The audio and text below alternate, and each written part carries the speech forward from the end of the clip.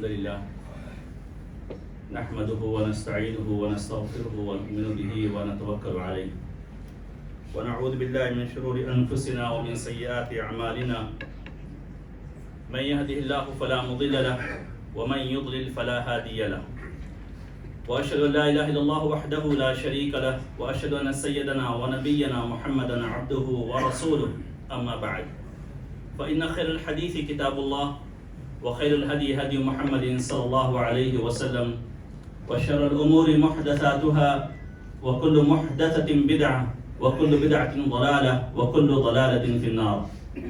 أعوذ بالله من الشيطان الرجيم من همزه ونفثه ونفخه.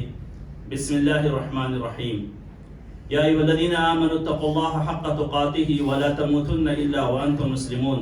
يا أيها الناس اتقوا ربكم الذي خلقكم من نفس واحدة وخلق منها زوجها وبث منهما رجالا كثيرا ونساء واتقوا الله الذي تساءلون به والأرحام إن الله كان عليكم رقيبا.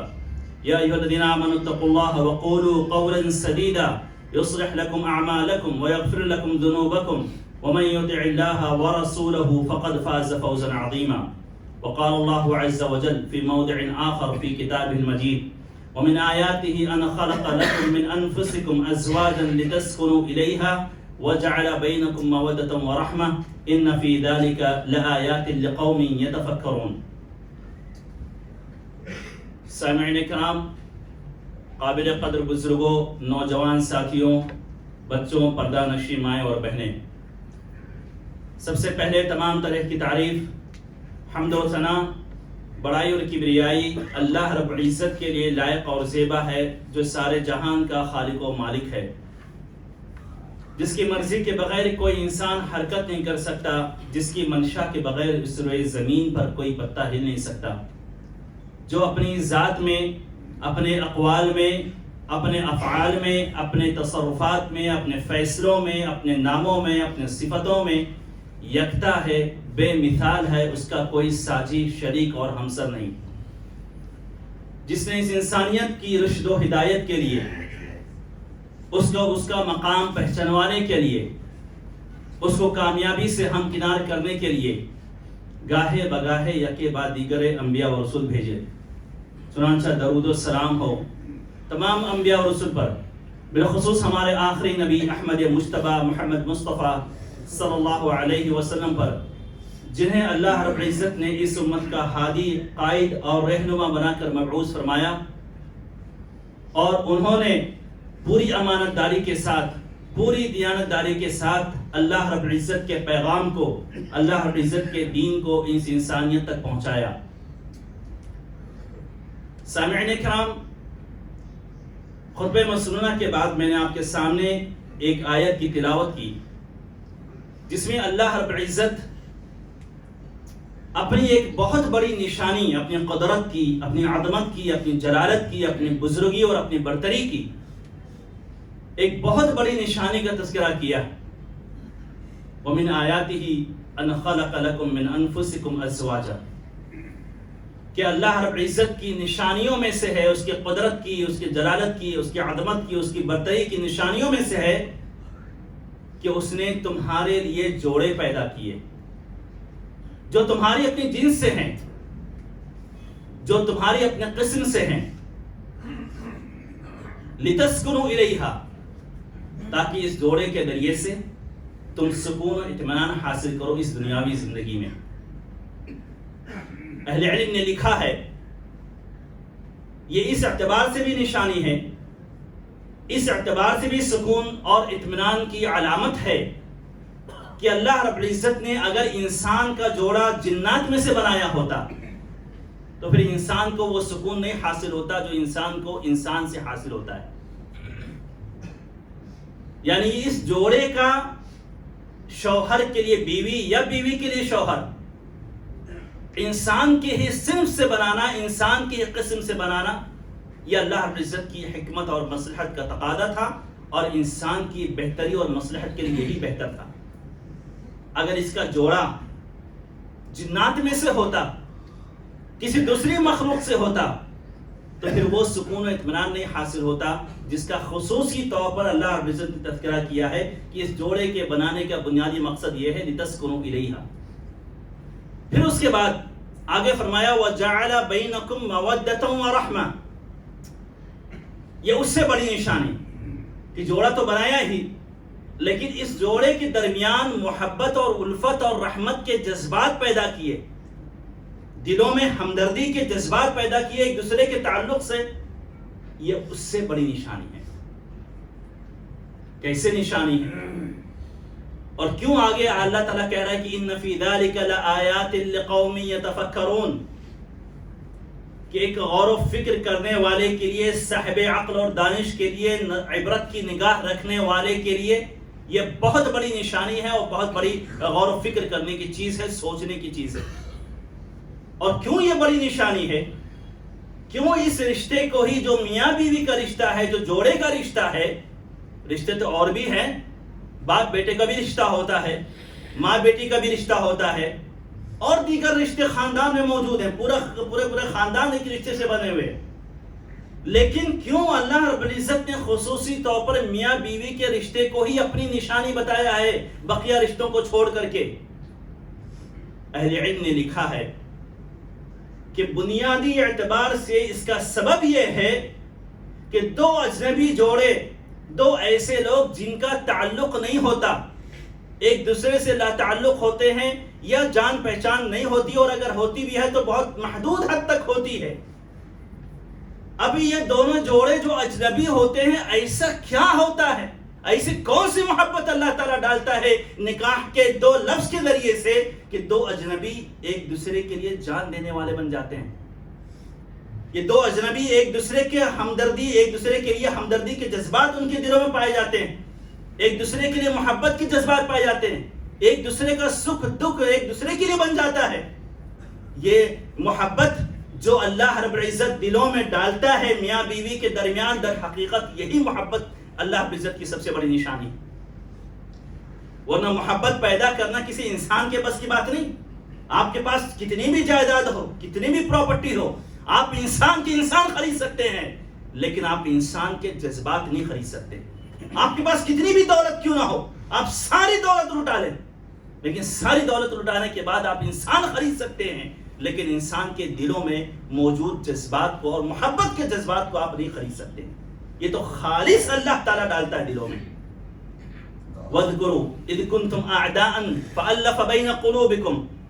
اللہ رب العزت اپنی نشانی، اس محبت کی نشانی کو بتلاتے ہوئے کہہ رہا ہے، مؤمنین کو، صحابہ کرام کو یاد دلا رہا ہے کہ اس وقت کو یاد کرو، اس زمانے کو یاد کرو کہ جب تم ایک دوسرے کے دشمن تھے، ایک دوسرے کے خون کے پیاسے تھے۔ عرب کی حالت یہی تھی نبی کریم صلی اللہ علیہ وسلم کی بعثت سے قبل، سال جنگیں چلا کرتی تھی۔ فَأَلَّفَ بَيْنَ قُلُوبِكُمْ، تو اللہ ہی کی وہ ذات ہے کہ جس نے دلوں کو جوڑ دیا اور دلوں میں محبت پیدا کر دی۔ فَأَلَّفَ بَيْنَ قُلُوبِكُمْ فَأَصْبَحْتُمْ بِنِعْمَتِهِ إِخْوَانًا، تو تم اس کی نعمت سے، اس کے کرم سے، اس کے احسان سے، اس کے فضل سے بھائی بھائی بن گئے۔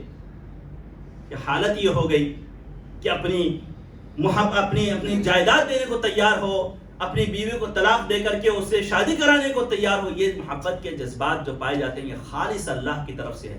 اسی لیے اللہ رب العزت نے اس میاں بیوی کے جوڑے کو اپنی قدرت کی اور اپنی عظمت کی نشانی بتلایا ہے۔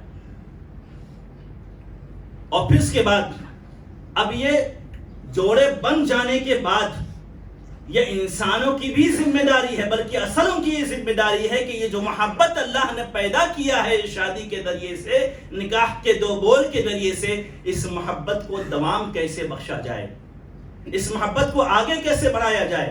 یہ بندھن جو شادی سے بنتا ہے، نکاح سے بندھ جاتا ہے، اس محبت کو، اس بندھن کو اختتام تک کیسے لے جایا جائے، یہ انسانوں کی ذمہ داری۔ اور اسلام نے جا بجا اس کے تعلق سے رہنمائیاں کی ہیں، بتلایا ہے وَعَاشِرُوهُنَّ بِالْمَعْرُوفِ، تاکہ اس محبت کو مضبوطی کیسے ملے، یہ ازدواجی زندگی کو، اس کے تعلقات اور اسٹرانگ کیسے ہوں اور مضبوط کیسے ہوں۔ اسلام نے وقتاً فوقتاً اس کی رہنمائی کی، وہ اصول دیے، وہ ضابطے دیے کہ تم اس پر عمل کرو گے تو تمہاری اپنی زندگی اور شادی شدہ زندگی، یہ انسان کی زندگی کا بہت اہم مرحلہ ہوتا ہے۔ یقین جانیے کہ انسان کو گھر میں اگر سکون مل جائے تو پھر دنیا میں ہی اس کو ایک طرح سے جنت مل جاتی. لیکن اگر گھر میں ہی سکون غارت ہو جائے، گھر میں ہی لڑائی جھگڑے کا ماحول ہو، نہ تو وہ شوہر کے لیے سکون کا ذریعہ، نہ بیوی کے لیے سکون کا ذریعہ، اور سب سے بڑھ کر بچوں پر جو غلط اثرات مرتب ہوتے ہیں میاں بیوی کے لڑائی جھگڑے سے، اس کا آپ اندازہ نہیں لگا سکتے کہ میاں بیوی کے درمیان جو جھگڑا ہوتا ہے کہ بچے کے اوپر کس قدر اس کے سلبی اثرات مرتب ہوتے ہیں.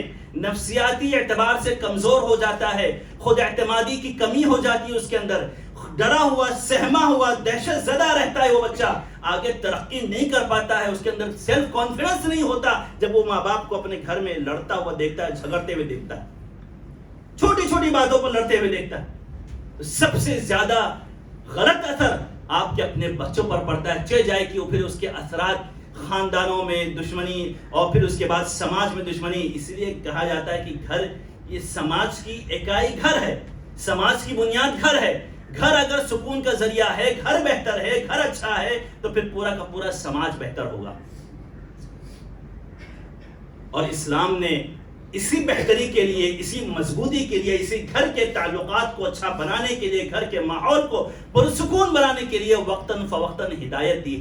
وعاشروہن بالمعروف، مرد کے اوپر زیادہ ذمہ داری ڈالی گئی، اس لیے کہ مرد کے اندر صبر و تحمل کا مادہ زیادہ ہوتا ہے، سمجھداری زیادہ ہوتی ہے، برداشت کرنے کی کیپیسٹی اس کی زیادہ ہوتی ہے بنسبت عورتوں کے.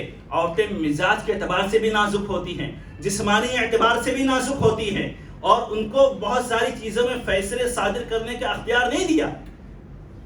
ورنہ اگر عورتوں کو فیصلے کا اختیار دے دیا جائے مکمل طور پر تو یقین جانے کہ ہر بگڑا ہوا ہے، کیونکہ ہمیشہ لڑائی جھگڑے ہوتے رہیں گے اور چھوٹی چھوٹی باتوں پر طلاق کا مسئلہ، طلاق تک بات پہنچ جائے گی. مرد کو قوام بنایا، مرد کو حاکم بنایا، فیصلے کا اختیار دیا، اور برداشت کرنے کی کیپیسٹی اس کے اندر زیادہ رکھی گئی. اور اسی کو کہا گیا کہ عورتیں نرم مزاج ہیں، تم کو برداشت کرنا ہے، تم کو سمجھنا ہے، تم کو ان کے مزاج کو جاننا ہے. وعاشروہن بالمعروف، کہ بیویوں کے ساتھ میں حسن سلوک کرو، معروف طریقے سے پیش آؤ. فَإِن كَرِهْتُمُوهُنَّ فَعَسَىٰ أَن تَكْرَهُوا شَيْئًا وَيَجْعَلَ اللَّهُ فِيهِ خَيْرًا كَثِيرًا. ہو سکتا ہے کہ تم کو تمہارے اپنی بیوی کی کوئی ایک اچھی عادت نہیں، کوئی عادت جو ہے اچھی نہیں لگ رہی، تو اس کے اندر صرف کمیوں کو مت ڈھونڈو، صرف خلل کو مت دیکھو، بلکہ اس کی اچھائیوں کو دیکھو، اس کی پازیٹیوٹی کو دیکھو، اس کے اندر مثبت چیز کو اختیار کرو. جو مثبت چیز ہے اس کو سامنے رکھو تاکہ گھر کا ماحول پرسکون رہے. پورا سماج تمہاری بہتری کی گواہی دے دے، تمہارے دوست تمہارے اخلاق اور کردار کی گواہی دے دے، تمہارے کاروباری دوست تمہارے اخلاق اور کردار کی گواہی دے دیں، لیکن تم بہتر اس وقت ہو جب تم اپنے گھر والوں کے لیے بہتر بنو. خیرکم لأہلی، تم میں سے سب سے بہتر وہ ہے جو سماج کے لیے بعد میں پہلے اپنے گھر والوں کے لیے اچھا بنتا ہے، اپنے بیوی کے لیے اچھا بنتا ہے، اپنے بچوں کے لیے اچھا بنتا ہے، تو پھر اس کے بعد وہ پورے سماج کے لیے اچھا بنے گا. خیرکم لأہلی وانا خیرکم لأہلی. اور اللہ کے رسول کہہ رہے کہ میں تم میں سب سے زیادہ بہتر ہوں اپنے اہل و عیال کے ساتھ معاملے کے اعتبار سے، حسن سلوک کے اعتبار سے.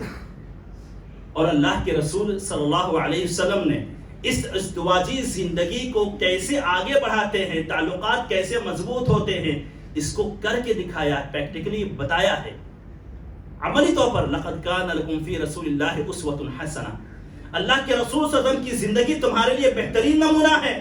اللہ کے رسول صلی اللہ علیہ وسلم جہاں ایک بہترین قائد تھے، بہترین لیڈر تھے، بہترین سپہ سالار تھے، بہترین معلم تھے، بہترین مربی تھے، تو وہیں پر آپ بہترین باپ تھے، بہترین شوہر تھے. آپ اللہ کے رسول صلی اللہ علیہ وسلم کی زندگی اٹھا کر کے دیکھیں. آپ اپنی ازدواجی زندگی کو اگر کامیاب بنانا چاہتے ہیں، اس کو ترقی سے ہمکنار کرنا چاہتے ہیں، پرسکون بنانا چاہتے ہیں، تو پھر اللہ کے رسول کی زندگی اٹھا کر کے دیکھیے کہ اللہ کے رسول نے پریکٹیکلی اپنی بیوی کے ساتھ میں کیسا ان کا سلوک تھا، کیسا ان کا معاملہ تھا، پھر اسی کے رد عمل میں، اسی کے ریئیکشن میں ان کی بیویوں کا معاملہ ان کے ساتھ کیسا تھا.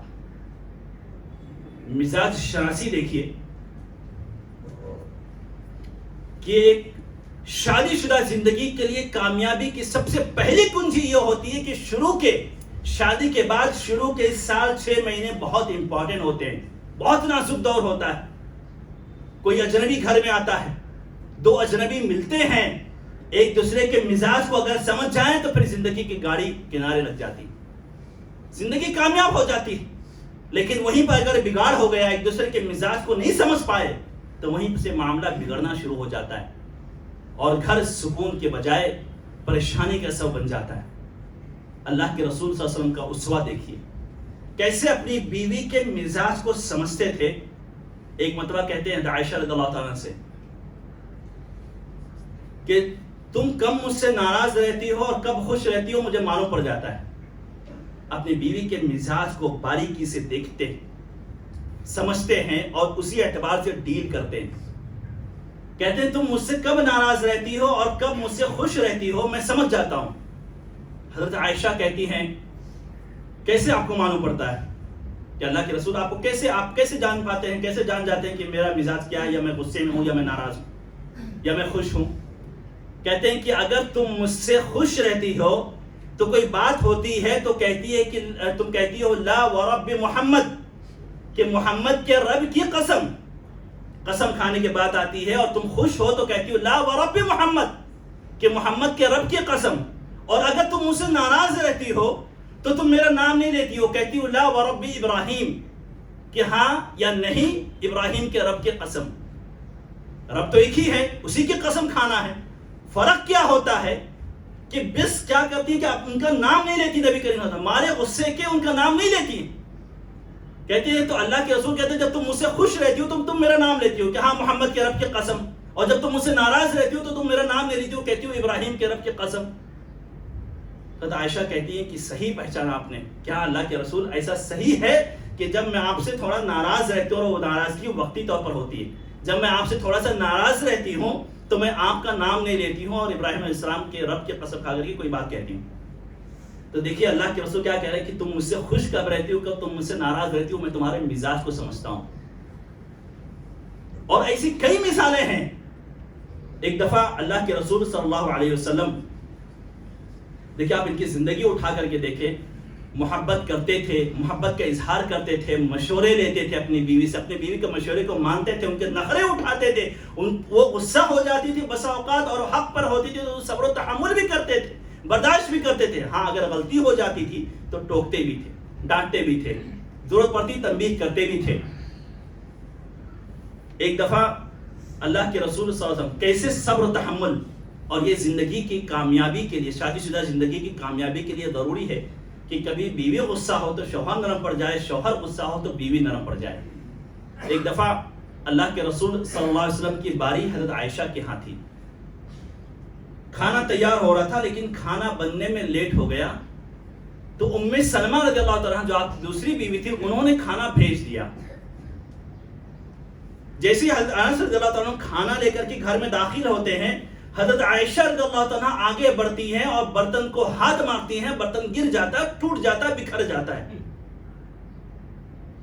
کیوں؟ کہتے ہیں کہ باری میرے ہاں ہے. ایک تو اللہ کے رسول صلی اللہ علیہ وسلم ہر کوئی چاہتا تھا کہ بس نہ چلے، اپنے پاس ہی رکھ لے، اپنے ساتھ رکھ لے، 24 گھنٹہ اپنے ساتھ رکھے. تو اب آپ باری آپ کی میرے ہاں ہے تو میرا حق بنتا ہے کہ آپ میرے ہاں کھانا کھائیے. آپ دوسرے کا کھانا کیوں کھا رہے ہیں؟ دوسرے کے گھر سے کھانا آ رہا وہاں کیوں کھا رہے ہیں آپ؟ تو جیسے ہی وہ کھانا لے کر کے بچہ داخل ہوتا ہے تو عائشہ کے گھر پہ، حضرت عائشہ برتن کو ہاتھ مارتی ہے اور برتن گر جاتا ہے، ٹوٹ جاتا ہے، بکھر جاتا ہے. ہم اگر ہوتے تو کیا کہتے ہیں؟ جتنے الفاظ منہ میں آتے، جتنے الفاظ زبان میں آتے، جتنے الفاظ دل و دماغ میں آتے، اپنی بیوی کو کوس ڈالتے کہ یہ کیا طریقہ ہے، یہ کیا بدتمیزی ہے، یہ کیا ہے، جو بہرحال جو بھی ہوتا وہ بولتے. اللہ کے رسول صلی اللہ علیہ وسلم نے ایک لفظ نہیں کہا. حق ان کے ساتھ میں تھا کہ صحیح بات ہے، باری ان کے ہاں ہے تو کھانا انہیں کے ہاں سے کھانا چاہیے، دوسرے کے ہاں سے نہیں آنا چاہیے. لیکن اگر لیٹ ہو رہا تھا تو کھانا آ گیا تو کوئی مسئلہ نہیں. لیکن بہرحال اللہ کے رسول صلی اللہ علیہ وسلم بغیر کچھ بولے بیٹھتے ہیں زمین پر، برتن کی کرچیوں کو، جو ٹوٹا ہوا برتن ہوتا ہے اس کو سمیٹتے ہیں اور صرف اتنا کہتے ہیں غارت امکم غارت امکم، کہ تمہاری ماں کو غیرت آ گئی، تمہاری ماں کو غیرت آ گئی. اور کوئی لفظ نہیں کہتے، کوئی ڈانٹ ٹپٹ نہیں ہوتی، کوئی پھٹکار نہیں ہوتی، سوائے اس کے کہ عائشہ کہتے ہیں کہ تم نے ان کا برتن توڑا ہے، اب تم بھی ایک برتن اپنا ان کو دے دو تاکہ جو تم نے توڑا اس کا بدلہ ہو جائے. کس طریقے سے اللہ کے رسول صلی اللہ علیہ وسلم کے ہاں صبر و تحمل تھا بیوی کے غصے کو لے کر کے، اگر وہ جائز غصہ ہے تو. اور ایسی کئی چیزیں. ایک دفعہ اللہ کے رسول صلی اللہ علیہ وسلم خیبر سے واپس ہو رہے تھے. حضرت صفیہ رضی اللہ تعالیٰ آپ کے ساتھ میں تھی.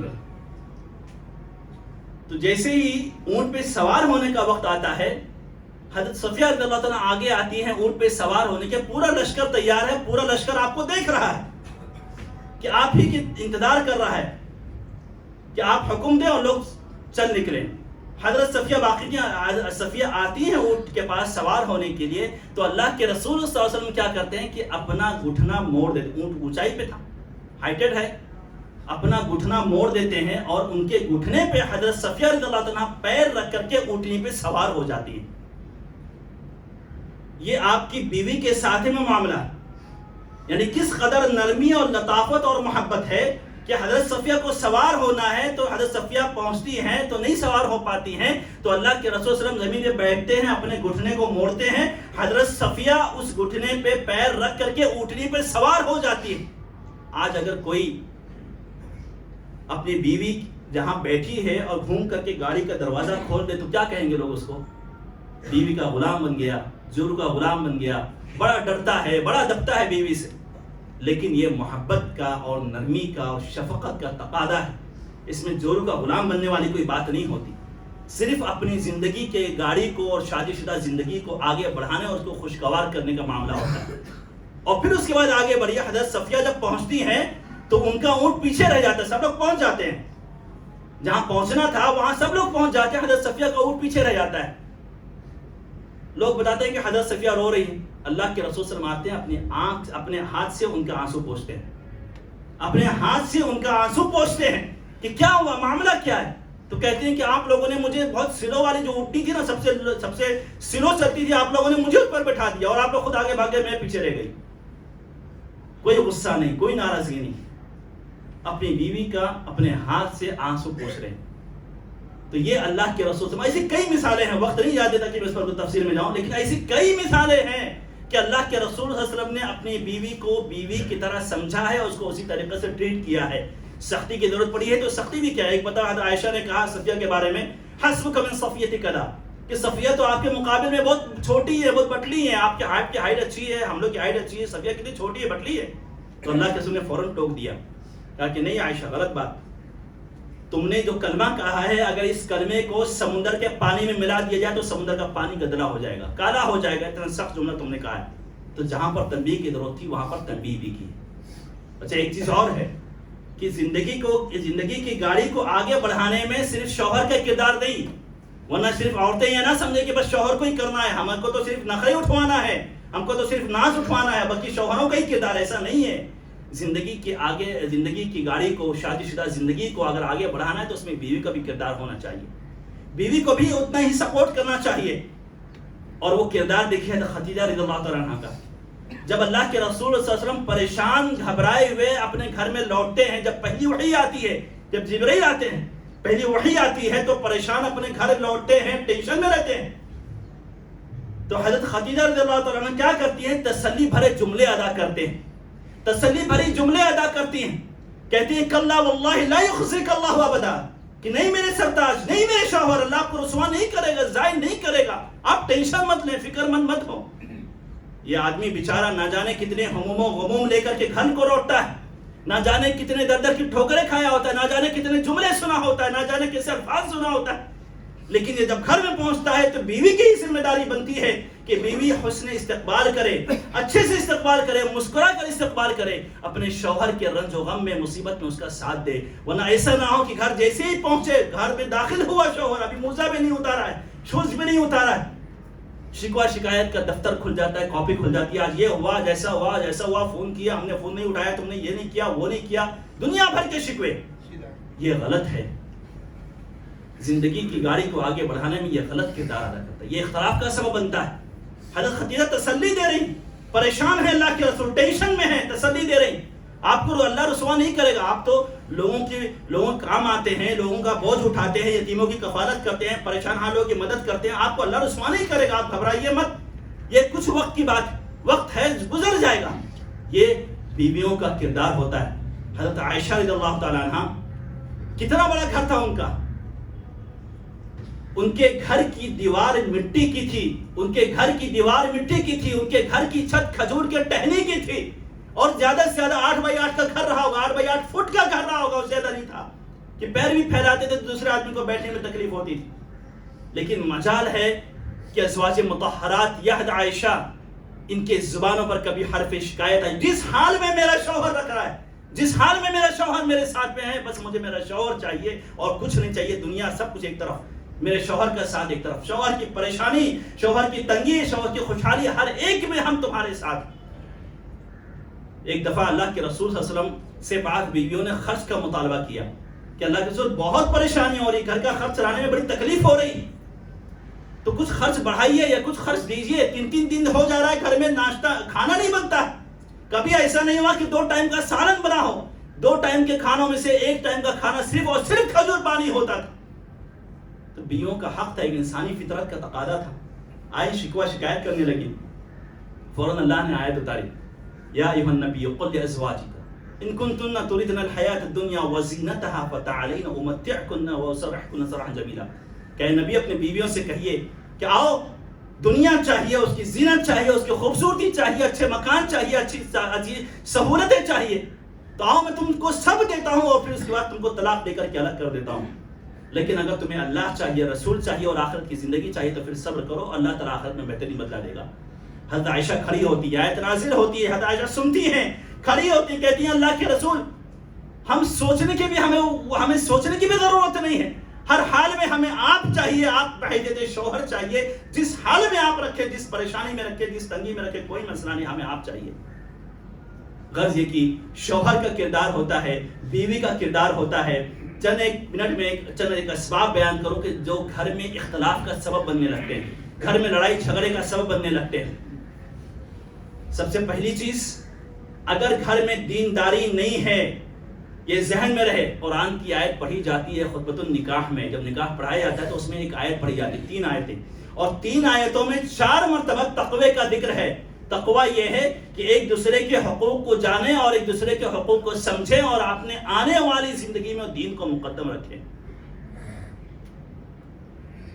تو اگر گھر کا ماحول دیندار ہے، شوہر دیندار ہے، بیوی دیندار ہے، گھر کے اندر دینداری، میاں بیوی کے درمیان سکون کا پایا جانا نعمت ہے، اور یہ نعمت اللہ کی طرف سے ہے۔ اگر اس گھر میں اللہ اور اس کے رسول کی نافرمانی ہوتی رہے گی تو پھر ظاہر سی بات ہے وہاں پر نعمت کے بجائے پھر زحمت آئے گی، اور پھر اس کے بعد وہاں پر نفرت اور کراہیت جگہ لے گی، محبت ختم ہو جائے گی۔ اسی طریقے سے شوہر اور بیوی کے درمیان اختلاف کے بنیادی اسباب میں سے ایک سبب یہ بھی ہے کہ لڑکی کی شادی یا لڑکے کی شادی جبرن کرا دی جاتی ہے۔ بسا اوقات ایسا دیکھا جاتا ہے کہ جبرن شادی کرا دی جاتی ہے۔ اگر لڑکا مطالبہ کر رہا ہے کہ مجھے دیکھنا ہے اپنی بیوی کو، اپنی ہونے والی بیوی کو دیکھنا چاہ رہا ہوں، بہت سارے ماں باپ ایسے ہوتے ہیں جو اپنی دہائی دے رکھتے ہیں، ماں اپنی ممتا کا واسطہ دے رکھتی ہے، تم کو ہماری پسند پہ بھروسہ نہیں، ہم دیکھ کے آئے ہیں، تم کو بھروسہ نہیں ہمارے اوپر، ہم نے جو دیکھا وہ تمہارے لیے بہتر۔ بالکل آپ نے جو دیکھا ہوگا، جو سوچا ہوگا، وہ ہر لڑکی کے حق میں، وہ لڑکے کے حق میں بہتر ہے، لیکن اس کا حق ہے، شرعی حق ہے کہ وہ دیکھے، لڑکے کا حق ہے کہ وہ لڑکی کو دیکھے اور لڑکی کا حق ہے کہ وہ لڑکے کو دیکھے۔ بلکہ اس سے آگے بڑھ کر یہ ذہن میں رکھیے، یاد رکھیے کہ اللہ کے رسول صلی اللہ علیہ وسلم نے عورت کو اختیار دے دیا تھا، آ کے شکایت کی کہ میرے ماں باپ نے میری شادی زبردستی کرا دی ہے، میں نہیں کرنا چاہ رہی تھی، میں منکر تھی، انکار کر رہی تھی، لیکن اس کے باوجود میرے ماں باپ نے میری شادی زبردستی کرا دی۔ تو اللہ کے رسول نے اس عورت کو اختیار دے دیا، کہا تم کو اختیار ہے، تم چاہو تو خلا لے لو۔ اگر گھر کا ماحول پرسکون چاہتے ہیں، آنے والی زندگی پرسکون چاہتے ہیں، تو پھر بہتر یہ ہے کہ لڑکا یا لڑکی پر شادی کے لیے جبرن نہ کیا جائے، زبردستی نہ کی جائے، اس پر جبری شادی نہ کرائی جائے، بلکہ دکھایا جائے۔ بلکہ ایک حدیث آتی ہے کہ ایک صحابی اللہ کے رسول کے پاس پہنچے اور کہا کہ میں انصار کے فلاں سے نکاح کرنا چاہ رہا ہوں، فلاں انصاریہ عورت ہے۔ اللہ کے رسول نے فرمایا کہ تم نے دیکھا ہے اس کو؟ کہا نہیں دیکھا ہے۔ تو اللہ کے رسول نے کہا دیکھ لو، انشاءاللہ تمہارے دل میں محبت پیدا ہو جائے گی، جو آگے کے لیے بہتر رہے گا۔ اسی طریقے سے میاں بیوی کے درمیان اختلاف کے بنیادی اسباب میں سے ایک سبب ہے شک کا داخل ہونا۔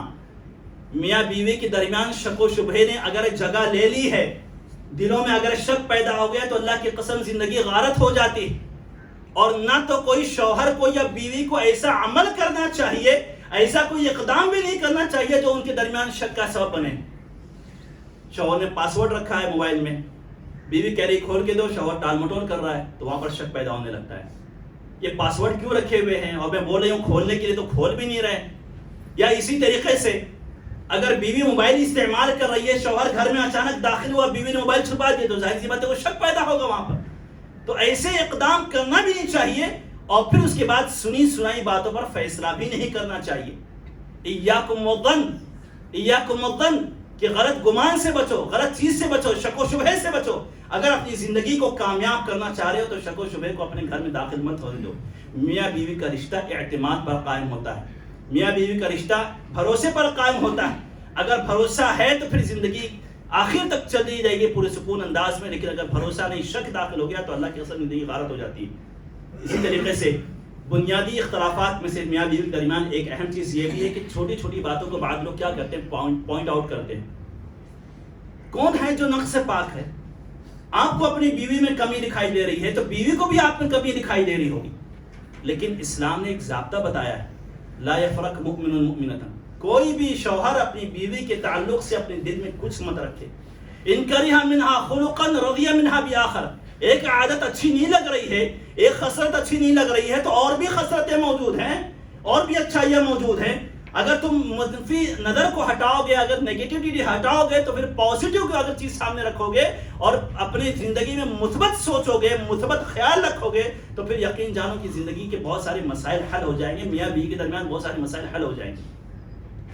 اسی طریقے سے بنیادی اختلاف میں سے ایک سبب یہ بھی ہے کہ میاں بیوی کے درمیان یا چھوٹے چھوٹے جو جھگڑے ہوتے ہیں تو وہاں پر کیا ہوتا ہے کہ گھر والوں کا بھی انٹرفیئر ہو جاتا ہے، گھر والوں کی مداخلت ہوتی ہے۔ بیوی کا کوئی مسئلہ ہو گیا، چھوٹی سی بات ہو گئی، بجائے اس کے شوہر کے ساتھ میں بیٹھ کر کے گفتگو کرے، اس مسئلے کا حل نکالے، فوراً اپنے میکے میں پہنچ گئی، میکے میں وہاں پر سپورٹ مل گیا، کیا ہوا تم کو کم سمجھتا ہے، تم ہم پر بوجھ نہیں ہو، ہم تمہارے ساتھ میں کھڑے ہیں، ہم مضبوط ہیں، ہم یہ ہم وہ، یہاں پر شہ دینا ہوتا ہے اور یہیں سے معاملہ بگڑنا شروع ہو جاتا ہے۔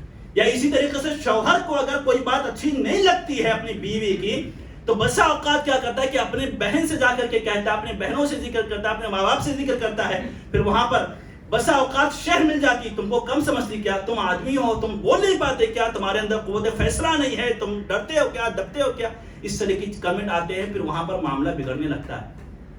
اللہ کی قسم، آپ قرآن کی آیت دیکھیں، اللہ کی قسم بڑا بہترین انداز قرآن نے اختیار کیا، واللاتی تخافون نشوزہن فعیدوہن واہجروہن، پھر اختلاف ہو رہا ہے نا تو پہلے اپنی بیوی سے بات چیت بند کرو، نہیں سدھر رہی ہے تو بستر الگ کرو، نہیں سدھر رہی ہے تو ہلکا سا تماچا، اگر ضرورت پڑے بحث کر رہی ہے اور لڑ رہی ہے، جھگڑ رہی ہے تو ہلکا سا تماچا رسید کرو، ہلکا سا۔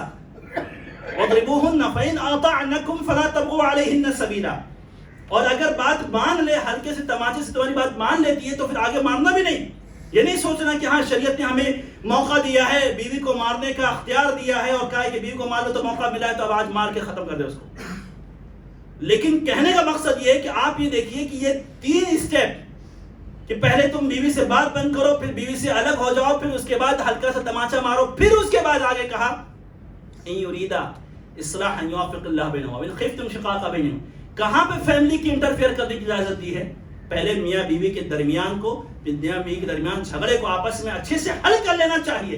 جب نہیں حل ہو رہا ہے، کوئی راستہ نہیں نکل رہا ہے، وَإِنْ خِفْتُمْ شِقَاقَ بَيْنِهِمَا، اب نتیجہ یہ ہو گیا کہ الگ ہو جائیں گے، جھگڑا ہو جائے گا، فَابْعَثُوا حَكَمًا مِّنْ أَهْلِهِ وَحَكَمًا مِّنْ أَهْلِهَا، پھر اس کے بعد ایک کو یہاں سے بھیجو اور ایک کو وہاں سے بھیجو، جو بیٹھ کر کے گفتگو کرے اور مسئلے کا حل نکالے۔ یعنی پہلے میاں بیوی کے درمیان جو اختلافات ہوئے ہیں، پہلے اس کو شوہر بیوی آپس میں بیٹھ کر کے حل کرے، ایک دوسرے کی کمیوں کو اجاگر نہ کرے۔ یہی تو مفہوم ہے قرآن کی آیت کا، ہن لباس لکم وانتم لباس لہن، وہ تمہارے لیے لباس ہے، تم ان کے لیے لباس، ان کی عزت کا لباس، ان کی حشمت کا لباس، ان کی پاکدامنی کا لباس، ان کے عیوب کو چھاپنے ڈھانکنے کا اور چھپانے کا لباس۔ ایک دوسرے کے عیوب کو، ایک دوسرے کے نقائص کو کبھی بھی اجاگر نہیں کرنا چاہیے۔ ایک آخری چیز کہہ کر اپنی گفتگو ختم کروں کہ میاں بیوی کے درمیان اختلاف کا ایک سبب یہ بھی ہے کہ بسا اوقات شوہر توازن نہیں قائم کر پاتا، اعتدال نہیں قائم کر پاتا، کس چیز میں؟ ماں باپ کے درمیان اور بیوی کے درمیان۔ ماں باپ کی اطاعت اس کے اوپر واجب ہے، لازم ہے اس کے اوپر کہ ماں باپ کی اطاعت کرے، اور بیوی کی نگرانی بھی اس کے اوپر واجب ہے۔ لہذا ان دونوں کے درمیان اعتدال کیسے ہو، توازن کیسے ہو؟ اگر شوہر کو یہ فن آ گیا، یہ طریقہ آ گیا کہ دونوں کو بیلنسنگ کیسے کرنا ہے، کہ ماں باپ کی اطاعت بھی کرنی ہے اور بیوی کی نگرانی بھی رکھنی، بیوی کو اس کی نگرانی بھی کرنی ہے، اس کی ذمہ داری بھی ہے، اس کی کفالت بھی کرنی ہے، اس کو دیکھنا ہے، اس کو ساتھ میں لے کے چلنا ہے. شوہر کو اگر یہ فن آ گیا تو یقین مانے کی زندگی کامیاب ہو جاتی. لیکن اس میں ضرورت اس بات کی بھی ہے کہ طرفین کو بھی سپورٹ کرنا چاہیے، ماں باپ کو بھی سپورٹ کرنا چاہیے شوہر کا، یعنی لڑکے کا، اور بیوی کو سپورٹ کرنا چاہیے شوہر کا. ایسا نہ ہو کہ کبھی کوئی اس نے فیصلہ کیا ماں باپ کے فیور میں لیا کسی چیز کو سامنے رکھ کر کے، تو بیوی یہ کہے کہ ابھی تک اپنی ماں کے پلو سے بنا ہوا ہے. اور اگر بیوی کے فیور میں کوئی فیصلہ لیا، کوئی چیز سامنے رکھ کر کے، کوئی چیز سوچ کر کے، تو ایسا نہ ہو کہ ماں باپ یہ کہیں کہ یہ جورو کا غلام بن گیا ہے. تو یہاں پر طرفین کے بھی، ماں باپ کی بھی اور بیوی کی بھی ذمہ داری ہے کہ شوہر کو یا لڑکے کو وہ سپورٹ کرے تاکہ معاملے کو اعتدال کے ساتھ میں، توازن کے ساتھ میں آگے بڑھایا جا سکے. ایک آخری چیز، خود فراموشی اختلاف کے بنیادی اسباب میں سے، میاں بیوی کے درمیان اختلاف کے بنیادی اسباب میں سے خود فراموشی بھی ہے. خود فراموشی یہ عورتوں کے ساتھ میں بالخصوص، خود فراموشی کا مطلب یہ ہوتا ہے کہ ایک عورت بحیثیت بیوی خدمت گزار بہت اچھی ہے، بحیثیت گھر کی نگراں بہت اچھی ہے، بحیثیت والدہ ماں اور اپنے بچوں کی تربیت بہتر انداز میں کر رہی، لیکن بسا اوقات اور اکثر ایسا ہوتا ہے کہ شوہر بیوی ان ساری چیزوں کے ادا کرنے میں اپنے آپ کو بھول جاتی ہے کہ مجھے زیب و زینت اختیار کرنی ہے، مجھے تیار ہونا ہے، مجھے سجنا ہے، مجھے سنورنا ہے، تو اپنے شوہر کے لیے سجنا سنورنا ہے. ورنہ ہوتا کیا ہے عام طور سے کہ کہیں پر پارٹی ہوتی ہے، کہیں پر عقیقہ ہو رہا ہے، کہیں پر شادی میں جانا ہے، تو بیوی پھر وہاں تیار ہوتی ہے، وہاں سجتی اور سنورتی ہے. بیچارہ شوہر اپنے بیوی کو خود دیکھتا ہے تو حیران رہ جاتا ہے کہ یہی میری بیوی ہے جو صبح نوکرانی بن کے گھوم رہی تھی، ابھی تو مہارانی بن کے دکھائی دے رہی ہے. خود تعجب کرتا ہے. اللہ کے رسول صلی اللہ علیہ وسلم، حضرت عائشہ کا اسوہ دیکھیے. ایک دفعہ اللہ کے رسول صلی اللہ علیہ وسلم اپنے گھر میں داخل ہوتے ہیں تو دیکھتے ہیں کہ حضرت عائشہ کڑا پہنی ہوئی، چھلا پہنی ہوئی چاندی کا. تو کہتے ہیں عائشہ یہ تم نے کیوں پہنا ہے، یہ تم نے زیب و زینت کیوں اختیار کی، سجنا سنورنا کس کے لیے؟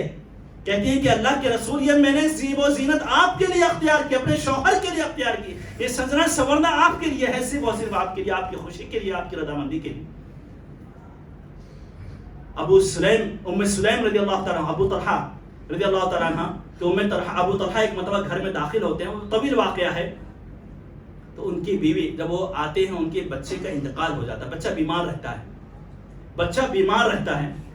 گھر میں جب داخل ہوتے ہیں تو ان کی بیوی کیا کہتی ہے کہ ایسا ہے کہ بچے کا انتقال ہو گیا، اس کے باپ یعنی اس کے شوہر یعنی ام سلیم کے شوہر آ رہے ہیں، تم لوگ اچانک میں مت بتلانا، ورنہ اچانک میں بتلاؤ گے، باہر سے آدمی آیا ہے، تھکا ہارا ہے، ٹینشن میں، پتہ نہیں کیا مسئلہ ہے، تو اچانک تم مت بتلانا اس کو، میں اپنے حساب سے بتلا دوں گی اس کو.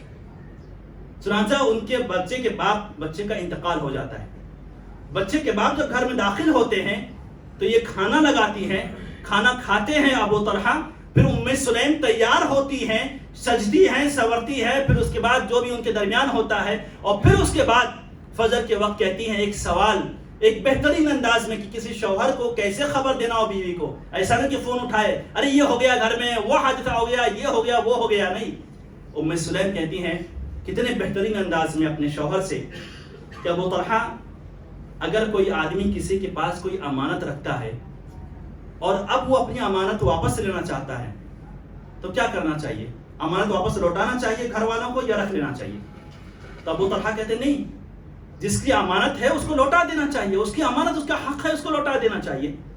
تو کہتی ہے ابو طلحہ وہ بچہ ہمارا جو بیمار تھا، اللہ کی امانت تھی ہمارے پاس، اللہ نے اپنے پاس اسے واپس بلا لیا. ابو طلحہ سنتے ہیں، رو پڑتے ہیں، بڑی تکلیف ہوتی ہے. جا کر کے اللہ کے رسول صلی اللہ علیہ وسلم کو یہ واقعہ، یہ ماجرا سناتے ہیں کہ میری بیوی نے میرے ساتھ میں ایسا اور ایسا اور ایسا برتاؤ کیا، یعنی ایسے انداز میں مجھے بتلایا. تو اللہ کے رسول صلی اللہ علیہ وسلم صبر کی تلقین کرتے ہیں اور دعا دیتے ہیں کہ تم دونوں کے درمیان جو کچھ بھی ہوا رات میں، اللہ تعالیٰ تمہارے امال و اولاد میں اور تمہارے جو ہے اہل و عیال میں برکت دے. اہل علم نے لکھا ہے کہ ان کے 9 بچے حافظ قرآن تھے، ان کے 9 بچے حافظ قرآن تھے.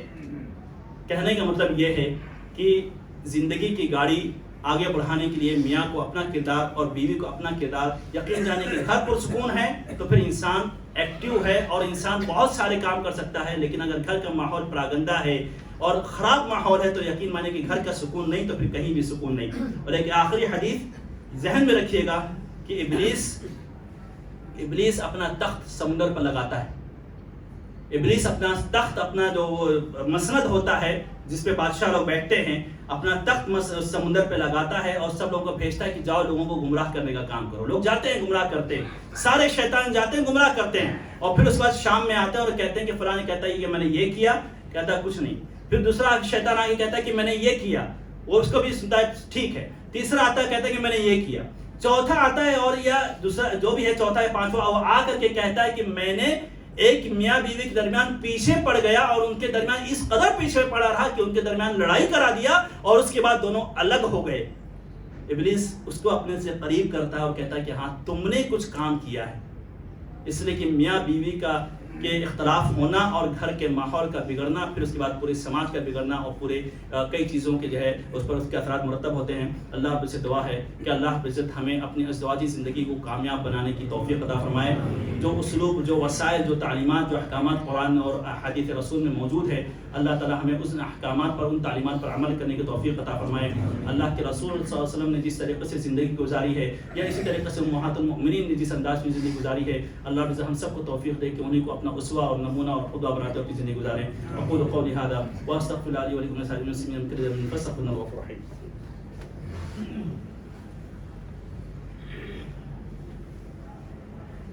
الحمد لله على إحسانه والشكر على توفيقه وامتنانه، وأشهد أن لا إله إلا الله وحده لا شريك له تعظيما لشأنه، وأشهد أن سيدنا ونبينا محمدا عبده ورسوله الداعي إلى رضوانه، وصلى الله عليه وعلى آله وأصحابه ومن تبعهم بإحسان إلى يوم الدين. أما بعد، أيها المؤمنون اتقوا الله حق التقوى وراقبوه في السر والنجوى. يقول الله عز وجل: وتزودوا فإن خير الزاد التقوى واتقون يا أولي الألباب. ثم اعلموا أن الله عز وجل قد أمرنا بأمر عظيم، وهو الصلاة والسلام على نبي الكريم الشريف الأمين، حيث بدأ بنفسه فقال: إن الله وملائكته يصلون على النبي يا أيها الذين آمنوا صلوا عليه وسلموا تسليما.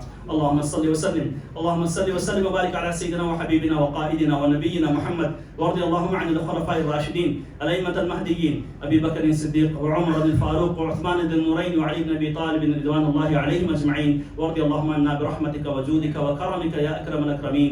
عباد الله، رحمني ورحمكم الله، إن الله يأمر بالعدل والإحسان وإيتاء ذي القربى وينهى عن الفحشاء والمنكر والبغي يعظكم لعلكم تذكرون، واذكروا الله يذكركم وادعوه يستجب لكم ولذكر الله أكبر والله يعلم ما تصنعون.